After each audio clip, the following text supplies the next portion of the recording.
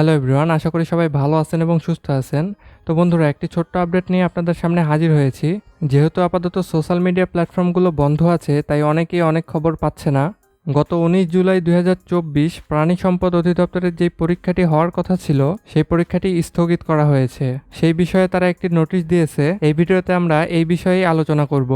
তো প্রাণী সম্পদ অধিদপ্তরের ওয়েবসাইটে 18 জুলাই 2024 এই নোটিশটি পাবলিশ করা হয়েছে।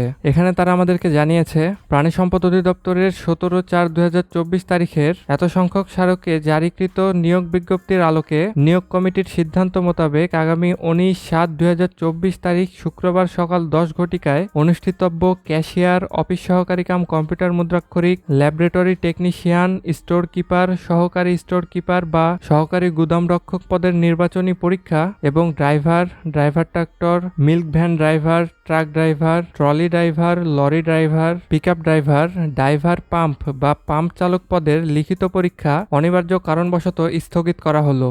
উক্ত পদের প্রাক নির্বাচনী বা লিখিত পরীক্ষার তারিখ পরবর্তীতে SMS এর মাধ্যমে এবং প্রাণী সম্পদ অধিদপ্তরের ওয়েবসাইট www.dls.gov.bd ওয়েবসাইটে জানানো হবে। তো আপনাদের গত 19 জুলাই যে পরীক্ষাটি হওয়ার কথা ছিল সেটা বাতিল করা হয়েছে। পরবর্তীতে আপনাকে SMS এর মাধ্যমে এবং তাদের ওয়েবসাইটের নোটিশের মাধ্যমে জানিয়ে দেওয়া হবে যে পরীক্ষা কবে হবে। তো এই ছোট্ট আপডেটটি আপনাদেরকে দেওয়ার ছিল।